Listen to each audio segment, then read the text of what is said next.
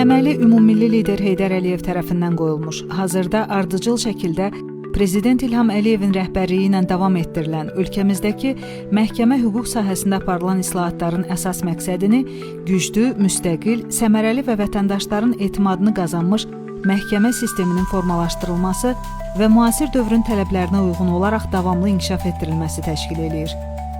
Bu prosesin əsas mərhələlərindən biri kimi İnzibati Ədliyyə İnstitutu yaradılmış, 2011-ci ildən etibarən ölkəmizin 6 bölgəsində inzibati orqanlar tərəfindən insan hüquqlarının pozulmasının qarşısının alınmasında mühüm rol oynayan inzibati iqtisadi məhkəmələr fəaliyyətə başlamışdır.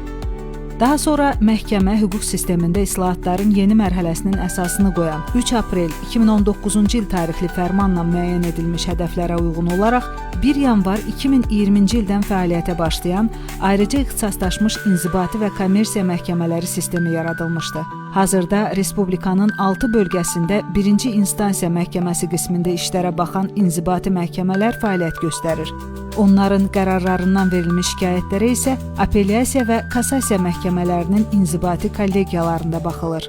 Son illər dövlət idarəçiliyində və ictimai münasibətlərdə baş verən dəyişikliklər, hüquqi maariflənmə səviyyəsinin yüksəlməsi, eləcə də məhkəmələrə etimadın artırılması vətəndaşlar tərəfindən məhkəmələrə edilən müraciətlərin sayına birbaşa təsir göstərmişdi.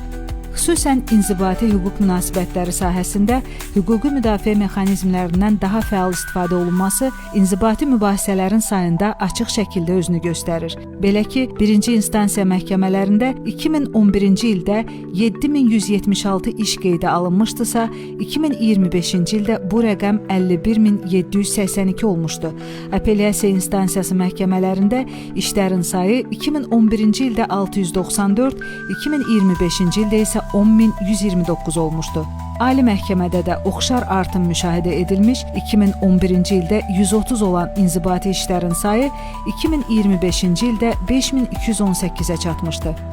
2025-ci ildə hakimlərin ortalama iş yükü 1-ci instansiya məhkəmələrində 1176, apellyasiya instansiya məhkəmələrində 316, ali məhkəmədə isə 652 olmuşdu.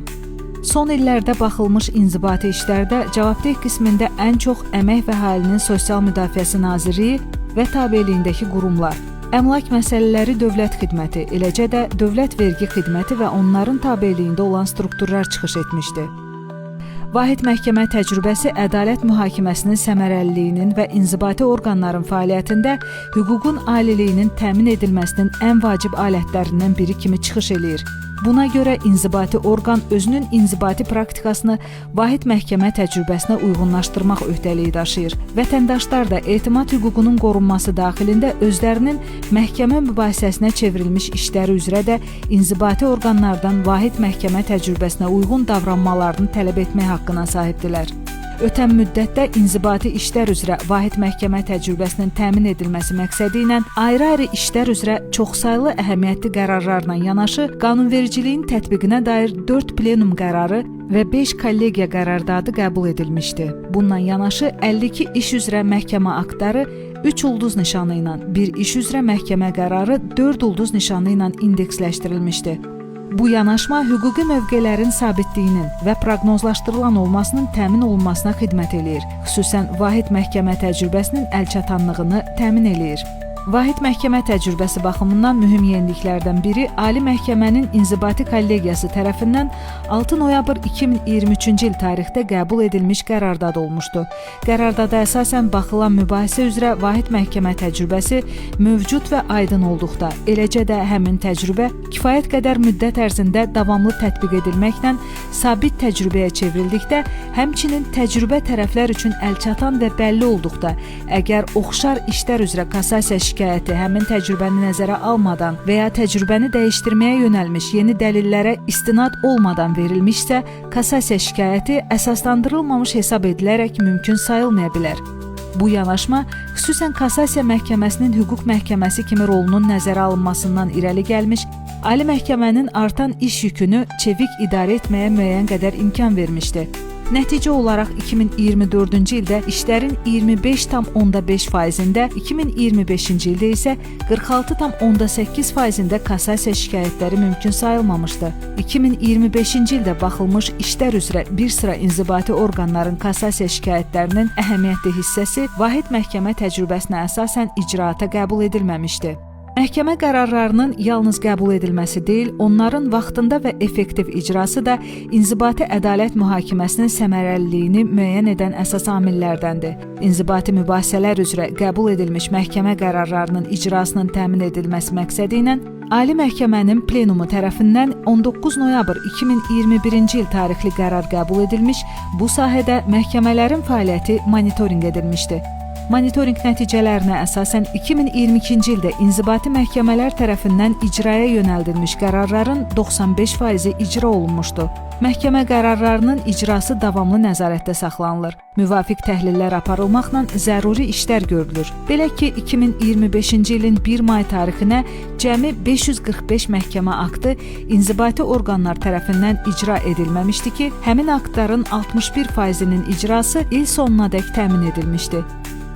İcra edilməyən məhkəmə aktlarının icra edilməmə səbəbləri isə əsasən inzibati orqanlar tərəfindən bildirilən maliyyə vəsaitlərinin çatışmazlığı, iddiaçıdan asılı hallar, məhkəmə aktlarının inzibati orqanlar tərəfindən müxtəlif səbəblərdən icra edilməmə halları və qərar üzrə icranın qeyri-mümkünlüyüdür.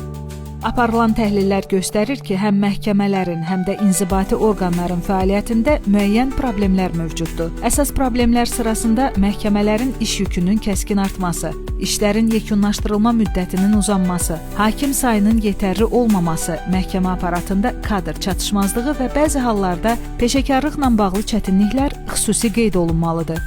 Formalaşmış məhkəmə təcrübəsinin nəzərə alınmaması, təkrarlanan işlərlə bağlı çoxsaylı məhkəmə işlərinin mövcudluğu, məhkəməyədək inzibati icraatın bir sıra hallarda natamam və keyfiyyətsiz aparılması, əsaslandırılmamış və lazımi sübutlarla dəstəklənməyən etirazların və şikayətlərin verilməsi, məhkəmə qərarlarının vaxtında icra edilməməsi inzibati orqanların fəaliyyətində mövcud olan əsas problemlər kimi müşahidə olunur. Məhkəmələrin iş yükünün optimallaşdırılması, qanunvericilikdə islahatların aparılması, məhkəmə icraatının səmərəliliyinin artırılması, süni intellektin tətbiqi imkanlarının genişləndirilməsi, vahid məhkəmə təcrübəsinin yaradılmasında və dəyişdirilməsində ardıcıl və ziddiyyətsiz yanaşmaya diqqətin artırılması, inzibati orqanlarla sistemli dialoqun qurulması, davamlı təlimlərin təşkili görülməli işləri təşkil eləyir. İnzibati ədliyyə sistemi ötən illər ərzində ciddi inkişaf yolu keçmiş, hüququn aliliyinin təmin olunmasında, vətəndaşların məhkəməyə etimadının artmasında və inzibati orqanların praktikasının formalaşmasında mühüm rol oynamışdı. Vahid və proqnozlaşdırılan məhkəmə təcrübəsini daha da inkişaf elətdirmək, məhkəmə qərarlarının vaxtında və effektiv icrasını təmin eləmək, inzibati orqanların praktikasında vahid məhkəmə təcrübəsinin daha çevik nəzərə alınmasına nail olmaq, ədalət mühakiməsinin səmərəliliyini və keyfiyyətini yüksəltmək qarşıdakı mərhələdə əsas vəzifələrdəndir.